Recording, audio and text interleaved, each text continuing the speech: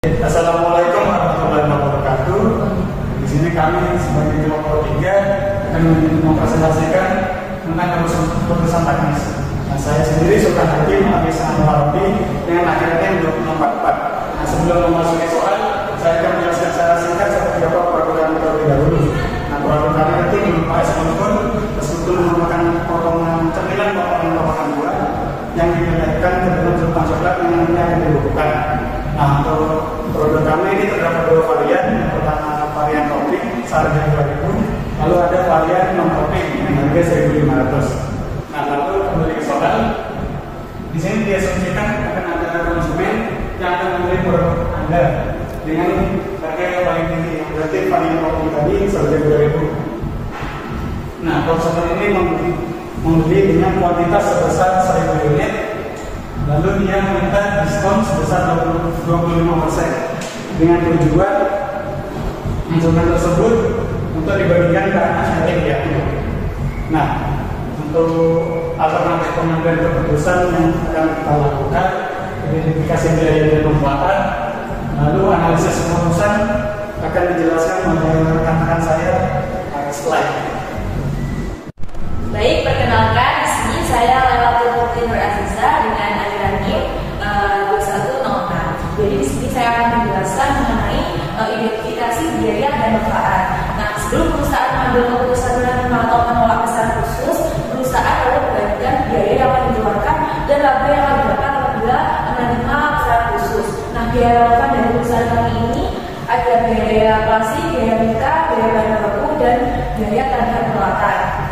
Nah, ini merupakan tabel apabila perusahaan kami menerima atau menolak pesanan khusus. Nah, apabila perusahaan kami menerima pesanan khusus, perusahaan kami akan mengeluarkan biaya tambahan peralatan, dan untuk benefitnya yaitu kita akan menerima pendapatan bahkan apa yang lebih. Nah, sedangkan apabila perusahaan kami menolak pesanan khusus, perusahaan kami tidak akan ada tambahan laba, dan untuk benefitnya perusahaan kami tidak mengeluarkan biaya tambahan peralatan. Nah, setelah melakukan identifikasi cost dan benefit untuk setiap alternatif keputusan, tahap berikutnya adalah menghitung implikasi pengambilan keputusan taktis menggunakan biaya relevan.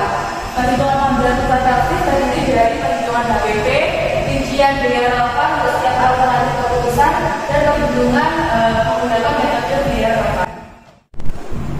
Perkenalkan, nama saya Sofia Firjana dengan angka 223. Selanjutnya, saya akan menjelaskan tentang perhitungan HPP, yang dimana perhitungan HPP ini dari biaya bahan baku itu didapat dari biaya pembelian buah dan coklat yang seharga 772.000, dan untuk biaya bahan baku tidak langsungnya itu dari pembelian biaya pembelian topping seharga 336.000 dan biaya overheadnya itu 336.000, sehingga totalnya untuk dari biaya bahan baku tidak langsung dan biaya overhead seharga Rp1.444.000. Baik, sebelumnya perkenalkan saya Tri Farmala dengan aliran NIM 2048. Untuk selanjutnya yaitu mengenai rincian biaya relevan dalam menerima pesanan khusus dengan asumsi pesanan sebanyak 1.000 unit. Di sini ada beberapa biaya relevan. Yang pertama ada biaya plastik. Di sini satu bundle seharga 8.000, biaya tusuk sate sebanyak 1.000 unit seharga 25.000, biaya mika sebanyak 1.000 mika seharga 125.000, dan juga biaya tambahan peralatan. Di sini ada pisau sebanyak 5, mangkok stainless itu 2, wajan 1,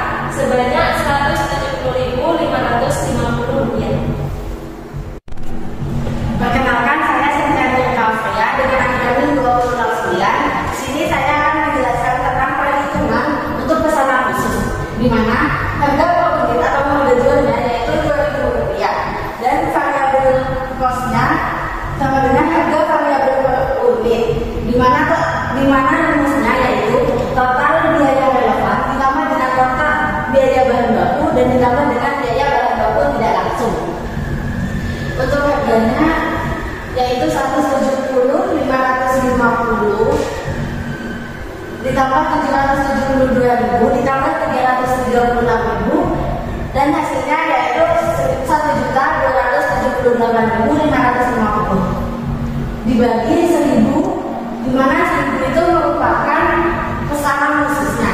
Jadi hasilnya yaitu 1.278 yang kemudian dibulatkan menjadi 1.300 per unit.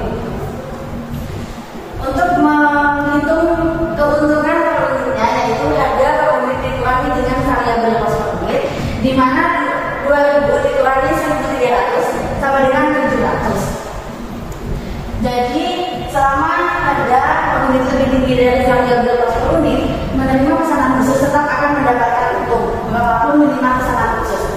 Nah, pesanan khusus per satu pesanan khusus itu mendapatkan untung Rp200 setelah didiskon 25%. Saya Bella Amalia dengan anjuran NIM 2611 yang akan menjelaskan pembahasan lebih lanjutnya, yaitu mengenai dalam menghitung analisis biaya relevan terdapat beberapa informasi yang dibutuhkan. Di antaranya itu yang pertama, data produk yang terjual tanpa menerima pesanan khusus ini, pesanan khusus sebesar 1.500 dengan harga jual Rp2.000. Nah, angka 1.500 ini merupakan harga rata-rata yang biasanya produk kami jual. Kemudian harga Rp2.000 itu merupakan harga jual yang sudah ditetapkan oleh perusahaan kami. Kemudian informasi yang kedua yaitu data produk yang terjual jika kita menerima pesanan khusus sebesar 1.000 unit dengan harga jual Rp2.000. Nah, angka 1.500 ini merupakan jika kita melakukan penjualan reguler, maksudnya tidak ada pesanan khusus. Nah, sedangkan 1.000 ini merupakan penjualan pesanan khusus yang sudah dipesan oleh customer sebelumnya. Nah, kemudian perusahaan kami itu menetapkan harga sebesar 1.500 per unitnya. Ini didapatkan dari 2.000 dikali dengan 25%. Nah, kenapa demikian? Karena konsumen ini meminta diskon 25% kepada perusahaan kami karena si customer ini ingin membagikannya kepada anak yatim. Kemudian harga jual kami yang sebesar Rp2.000 itu dan dikalikan dengan 25%, nah hasilnya itu 1.500 dan harga Rp1.500 itu merupakan harga yang akan kami jual kepada customer ini. Kemudian informasi yang ketiga, data biaya bahan baku jika tidak menerima pesanan khusus yaitu Rp1.500 dengan harga beli Rp2.000.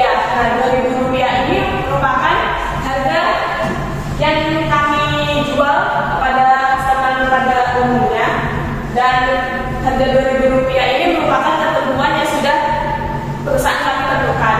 Kemudian untuk informasi yang terakhir yakni mengenai data biaya overhead sebesar Rp326.000 yang terdiri dari pembelian pulsa listrik sebesar Rp50.000, kemudian total pembelian isi ulang gas LPG sebesar Rp20.000 dan sisanya itu untuk membeli topping.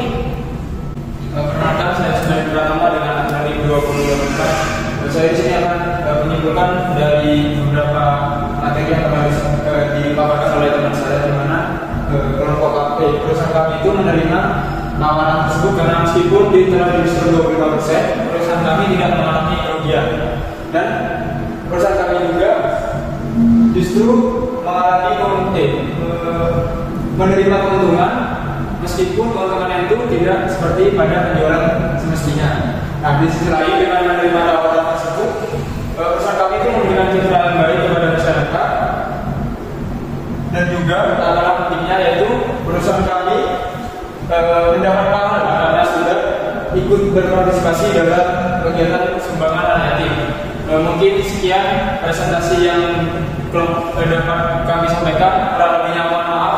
Untuk teman-teman jangan lupa di subscribe dan di like. Untuk teman-teman yang ingin menanyakan tentang materi kami bisa tulis di kolom komentar. Wabillahi taufiq wal hidayah. Assalamualaikum warahmatullahi wabarakatuh.